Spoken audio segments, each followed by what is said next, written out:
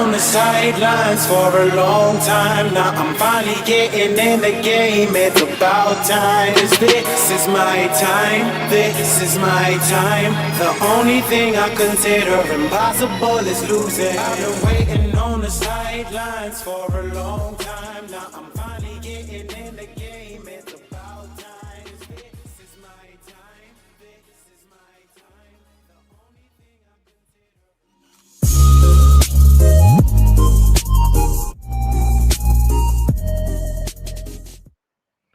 What's up, ladies and gentlemen? Welcome back to TDPHINSTALK, home of the real Miami Dolphin fans. Please hit that like button on your way in the building. Thank you all for tuning in this morning. Yes, I am doing an early morning stream today. I'm excited about this one. We're not going to keep you all long, but we got to do the Miami Dolphins versus Buffalo Bills preview. Um, and I might be doing these all day, talking about this game because this is the game. This is the game that both teams want to win more than anything, ladies and gentlemen. When it comes to the Dolphins, we want to reign supreme in the AFC East, and we want to take a commanding lead in the division and show the world that we are the team to beat. For the Buffalo Bills, they want to take control of the division. This win will make them number one in the division and show the world the very same thing. What will happen in this game? Only time will tell. But I do got the homie with us today to tell us what he thinks about it. We've been pretty much friends for a few years now. We got to know each other and we've been, chopping it up on occasions about the rivalry that we have with the Bills. Y'all give it up and show some special love for Red, White, and Bills. What's up, homie? Hey, what's up, man? Thank you again for having me on. How you doing? I'm doing great, man. How you feeling about your team? I'm feeling excellent. I'm going to be there too, so it makes it even more Woo, more exciting because my buddy, his uncle had like box seat tickets, and he's not going. So he's like, "Hey, you want to go?" I said, "Heck yeah! nice. What do you mean?" So it's going to be really fun, and like you mentioned, it's an understatement how important this game is to both teams because I mentioned it before. Neither of our teams have played a team this year that's been on either of our levels yet. And this Mm-hmm. is that first game where it's like, I don't think it's the be all end all. So, like, I don't think if we lose or you guys lose, that either team can't win a division still. But it's a big, big, big part of what we can look at for seeding and for the Mm-hmm. division near the end of the year. So, massive game, massive implications. Now you said neither of us have played teams that are on our level yet. I know that that stands true for the Dolphins. It seems like the Buffalo Bills, the competition was pretty much on your level, if not better. But that's neither here nor there. All right, I want to dive straight in with you, homie. Let's get down to business because this is going to be a slugfest on Sunday. The Dolphins are on the road. Let's start out with just getting right into what are the Buffalo Bills' key to victory in this one? So, a couple keys to victory I think of is get a lot of interior pressure. I know you guys get the ball out quick, but it leads into my next key to victory is getting physical at the line of scrimmage with these receivers. I know it's not going to work every single time. I think Hill scored a touchdown last year on Trey White when he was playing press man, but it doesn't mean give up on it. You got to disrupt the flow of motion that you guys have on offense. And then the third one, just kind of stick to your assignment and to your gap because if you start trying to cheat, and you start trying to guess what the Dolphins are going to do on offense with all the motions, you're going to get beat. But if you stick to what you're doing, it's a 1/11th of every person. So defensive tackles have to be like, okay, I'm in the A gap, I'm in the B gap, I'm making sure I'm doing this. That's it. Linebackers, I got to make sure I cover this zone. Got to make sure I do this. That's it. Don't try to do too much. Don't try to get too cute. And then you got to keep things in front of you so you're not getting beat like you guys have been destroying teams. So I know it's easier said than done. It's definitely not going to be a under 20 points scored game for either team, but it's going to be like you said, it's going to be a hard fought game, and you got to do the little things right in order to win this game. So let me ask you this: going to how we've been doing other teams, what did you think about that shellacking we gave the Denver Broncos? Now, I'm going to say what Ed Oliver said. He goes, I didn't think it was real. Like it's kind of just in today's NFL, usually people get to like 40, and then it's just like, oh, it's near the end of the game, so that's kind of it. But then it's just like it was like 40 points at halftime, so I mean, it was just it was obviously something to be excited about. I mean, if it happened to us where we scored 70, I'd probably still be talking about it. So definitely understand the excitement, but at the same time, it's like when I look at this game, we had a great defensive game. You guys had a fantastic offensive game. It starts making me think both teams are going to take a big step down this game, and it's going to be not as exciting as we think maybe because we're coming off of two big highs. But I mean, at the same time, it's like it just shows how potent you guys' offense is. And um, I'll use the word McDermott said that McDaniel's revolutionizing your offense. So, give credit to him too. And your players are all doing their job. So, do I think you can score 70 again? I don't think so because that's just doing it once is just hard. But I mean, you guys are going to be scoring a lot of points this year. That's for sure. So did it give you any fear going into this week? I mean, it's kind of stuff I already knew a little bit because I mean, you had Hill and Waddle last year. Tua is also I kind of figured he'd progress a little bit more, and then you had the running backs last year. You had Mostert, but I mean, it just was a different year last year. You didn't use the running backs as much as some people probably wanted, but I knew you guys could score.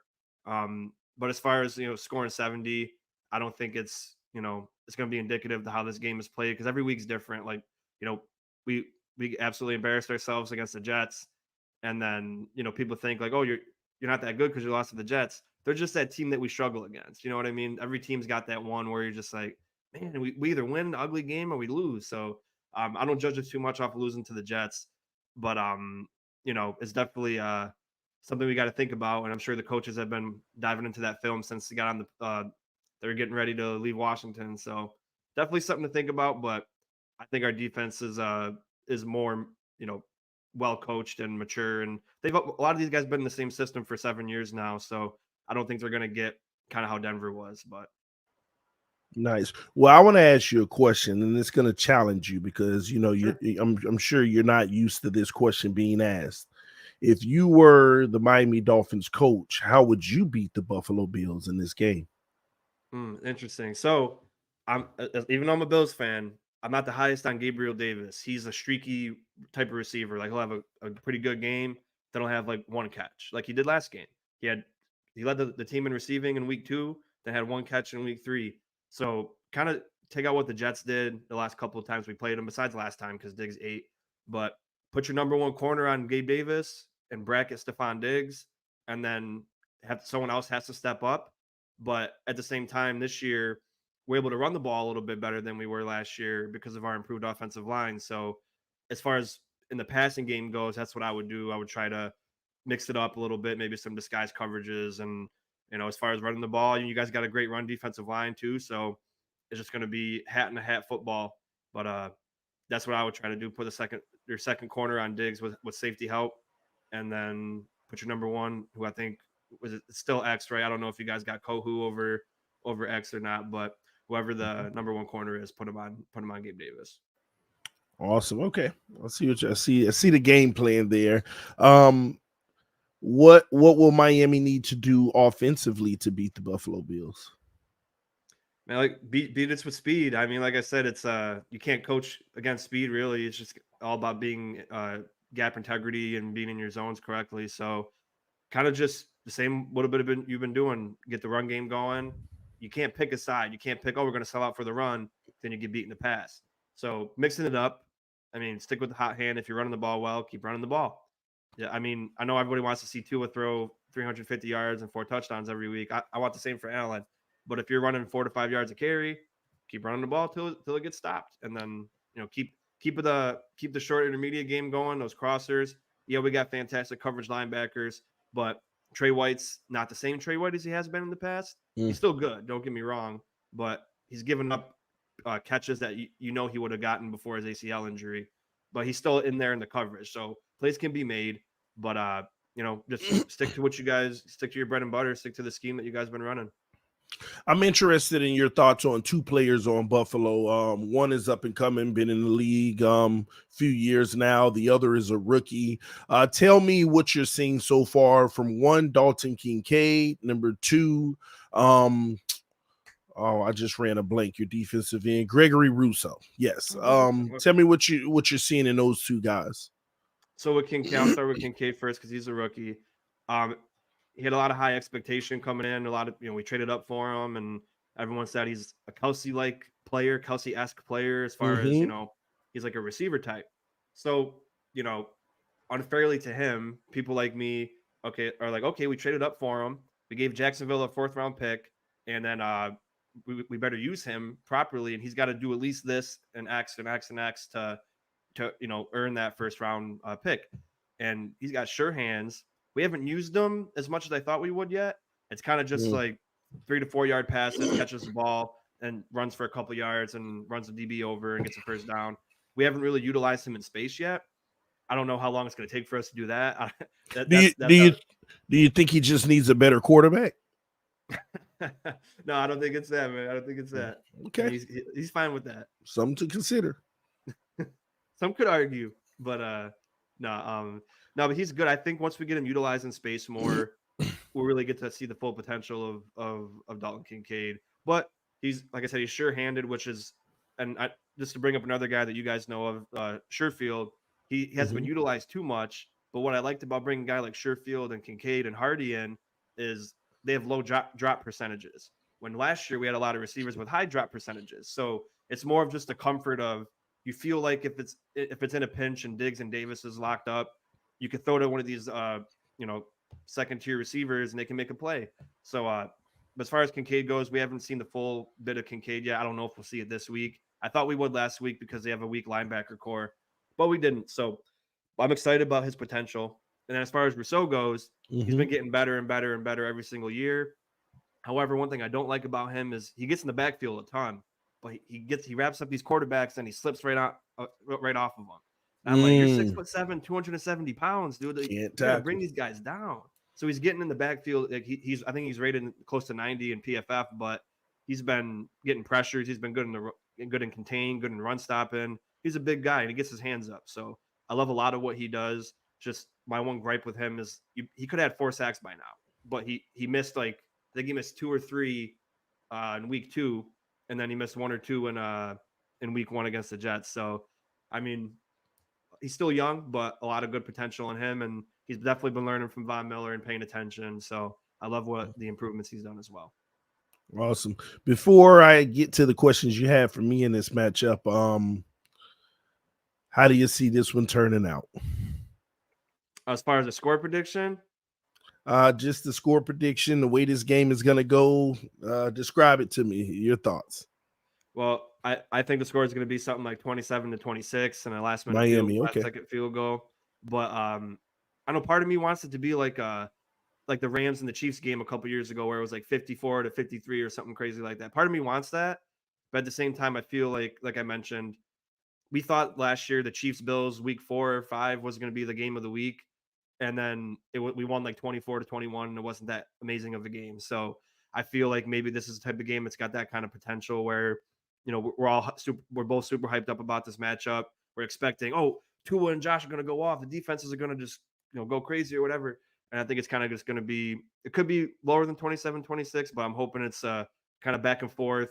Nice game, nice hard fought game. And, just nice clean football. Nobody gets hurt. All right, time will tell. What questions do you have for me in this matchup? So, I watch you all the time. I'm always listening. And Super Bowl. Super Bowl. Okay. Obviously, you always bring up great points, and a lot of talk's been done about your offensive line this year. I think they've been improved, especially in the run blocking. But how much of their pass blocking improvement do you attribute to getting the ball out super fast, and how much do you think they've actually improved? I think it's about 80% of getting the ball out quick. As far as improvement in run blocking, I'm seeing tremendous improvement. Of course, that has nothing to do with getting the ball out because it's a run. The run blocking, everybody's motivated, everybody's on the same page, everybody's willing participants to block. And they're having a field day. They're loving the run game, and the players are excited about it. Even the receivers get in on the action. But the pass protection, it's about 80% due to the scheme and getting the ball out quick, in my opinion. Some guys have made a few improvements, but we also certain players have a very high lose rate in pass protection. But again, it doesn't matter. The ball's gone. You can beat me. You can bull rush me and push me to the ground. You just won, but the ball's gone, so it doesn't matter. Exactly. So yeah, I attribute a large portion of it to the scheme and getting the ball out quick, but that's the point. The scheme is allowing us to not have the sacks and things like that. So Big Right. W.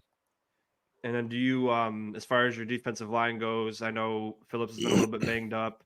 So I know AVG has been talked about in a great fashion the last couple of weeks. Do you feel like he's going to step up this week? Do you feel like he can make something happen against Deion Dawkins, who's been a top 5 tackle so far after 3 weeks? I know it's 3 weeks, but he's been, with the addition of Connor McGovern next to him, Dawkins has been able to be his true form, and not worried about a guy, a big bum next to him. So do you feel like he could have a day against a guy like Dawkins, or do you think he's just gonna, he might lose a few reps here and there? No, man. At the end of the day, our pass rush isn't good. Our pass rush is opportunistic. If we're locking down on the back end, giving extra time, the star in our pass rush right now is Andrew Van Ginkel, high motor guy, never stops working, always in pursuit of the quarterback. But we're just not good in organic pass rush. I will say, let it be the right team will show up like Denver. They were just trash on the O-line, but our pass rush still couldn't get there. Russell Wilson would step up and extend plays. And, later in the game, we get a fumble, we get an interception because of the pass rush. But overall, 3 weeks in, I have nothing to be impressed about. I don't care what a grade is or anything. We're not dominant like you'd want a team to be in the pass rush. Anytime that we do anything behind the line of scrimmage, it's because of a schematic blitz or something like that. So y'all ain't got much to worry about in that regards. That's the only concern I have in this game, the simple fact that Buffalo may be able to put up points, but they'll also tell us if our offense is real or not.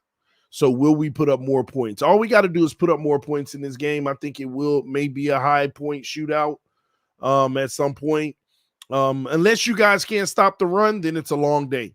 It is a long day for y'all. If y'all can't stop the run, if you can stop the run, it's going to turn into a shootout, and both teams are going to get over 30, and then it's going to come down to who scores more. And if we score more, it's going to tell me that I don't think anybody's going to stop this offense. So even though our defense isn't the greatest, it won't matter. It just won't matter. Love it. And speaking of the defense, are you confident that the Fangio defense will work with the personnel you got? I know there was a couple of people that he wasn't, wishing he had. I'm sure he wanted replacements in certain aspects, but do you think they're gonna by the end of the season be what everyone expects them to be, or do you think it's kind of just like a year where they're gonna get the feels and maybe look for new people to fill in next year, and then the second year will be where they really step up? Yeah, I think we've been getting better as each week goes on, and we just look forward to us trending in that same direction. Will we? We don't know. Time always tells, and we hope so. As far as him not having the personnel fully that he want, it is what it is. You have what you have. He makes the best of it as we continue to develop this defense over the next few years. But right now, this is a good starting point. I think he has these guys getting better and better in their play. A lot of opportunity in the middle of the field and in these zone coverages. But outside of that, I think we play man very well. Yeah, I'm fine with the defense. They've bent as far as they can bend, but they've proven time and time again that they just won't break. They may give up a score here and there, but they bend a lot. And as far as breaking, they don't allow it. Whether it's a turnover or whatever it may be, we've made the plays to basically have this defense be respectable. Absolutely. And then one more, and then if you got more for me, I'd love to hear more. What's just one thing that you've noticed different for Tua the first 3 weeks this year than you noticed last year? Just confidence. No hesitation. Coming out assured about himself. What I try to explain to people, as far as his play on the field, I don't see anything different. We know Tua has this in him. We've seen flashes of it last year. It's just going to be a matter of how long can he sustain it? Can he sustain it on a consistent basis? We're not asking him to be perfect. He can have a stinker here and there, but will he put up 2-3 stinkers in a row at some point, or will he have a game where you're like, that's unacceptable? You know what I'm saying? So it's just a matter of his confidence and him going out, having fun, enjoying the position, feeling more confident in what he's doing, delivering the ball with ease and confidence, and just like he's been here before. Last year you could say, even when he had his best moments, it was fresh and like on edge, but he was delivering. Now it just feels like he's been in this offense for quite some time now, and that he's not worried, he's not bothered, he's not shaken right now, and we're just hoping that maintains. Right? Again, the play on the field, I truly don't see any difference. We know he has this in him, but will he sustain? That's the key. That's the point. That's the part he has to prove. Absolutely. All right. Any other questions? I got that. That's all I got. But if you got more for me, I'd love to hear them. And if anything you want to talk about, man. Well, I'll give you my prediction of the game. I think that we're gonna top last week. We're gonna put up about 71 points. No, I'm just playing. That ain't gonna happen this week. But I will say that this could very well be a high point shootout. And I think that this game can truly come down to about 42-35. I think this game can end up being one of those 42-35 games, because I know the Bills are going to score on us. I know they are. The way we play defense will bend, but they're more equipped to break us a few times. They're not going to break us every time. They're going to put up points, and I think that this is going to turn out to one of those games where both teams score over 30. I hope not, but I believe so. But I believe that the Miami Dolphins, with a rare one or two turnovers from Josh Allen, going to be able to put up 42 points in this game. And I got 42-35 thriller in this one, with Miami with the game-winning drive, game tied 35-35 with 56 seconds left, and we're at midfield. And we just drive down, and Tua doesn't settle for a field goal. He gets in the end zone with Braxton Berrios. That'd be a bad way to lose. That'd be a long drive home from Buffalo for me. Well, hey, you better get ready, prepare for that long drive. Get you something to cope with, because it's gonna happen. A bag of Doritos waiting for me. But yeah, man. But yes, man, that's my thoughts on it. Real quick, ladies and gentlemen, if you haven't checked out the homie Red, White, and Bills channel, go show your love and support right now. Go over to YouTube. His channel is right here on our screen. Check him out. Make sure you subscribe. Show some love and support. This is one of the good Bills fans. I don't like Bills fans, but this is one of the good guys. All right. This is the homie. Very honest with his takes, not overboard, not, trolling. He just gives it to you, plain cut, raw, honest truth. Tell you what he loves, what he doesn't love about the Bills. It ain't all flowers. I just love the honesty every time we get a chance to have a conversation, man. So y'all go check out his channel. Make sure that you subscribe. Again, what was that score prediction one more time? 27-26, game-winning field goal by the Miami Dolphins, right? Oh, you got the Bills winning. No, I'm just glad. I know you do. I know it's a surprise, but but no, man, I appreciate you coming through, homie. Thank you so much for gracing this channel with your presence. Y'all give it up to the homies. Shout out to Color in the building. Shout out to Miss Fins. I see you, PJ Mack. Salute to every single one of you guys. Any last words before we get out of here? Yeah, I always got to throw you the flowers, man. I mean, everybody listening, TD got me into this. He took time out of his life and his day, his busy life. I reached out to him. He didn't know me. He's a Dolphins fan. Doesn't know who I am. Took some time talking to me on the phone for over an hour or so. I said, hey, what do you wish you knew when you were starting YouTube if you were in my position? He gave me all the facts that he knew. He was, supportive. And then I was like, I'm not sure. And then he's like, come on, just do it. You can do this. You've got to believe in yourself. So, I think what I'm doing now to TD and everybody that supports, and he's a real guy out there. I feel like we're kind of similar in what we do. I try to just be honest as possible, have a little fun, and then, just give people the best possible content. And, again, I appreciate you. I appreciate Miss Fins. I was just on her show, the Fins Tailgate. I was on their show the other day. All the love. It's all, I know we're rivals, but at the end of the day, meeting new people, relationships, and just talking football and learning more about each team out there. That's what it's all about. So God bless you, TD. Thank you for having me on. And thanks to everybody in the chat. I appreciate you. No, I appreciate you, bro. And I appreciate the hard work you're putting in. Keep going. The sky is the limit. Let's do it. Fins up no matter what. Buffalo down in the Go town. Bills. I don't know. I'm just matching. Josh Allen Trash. Thank y'all for tuning in. Again, we appreciate you guys. Love y'all so much. Peace. We are out. Go Bills, baby. Josh Allen Trash.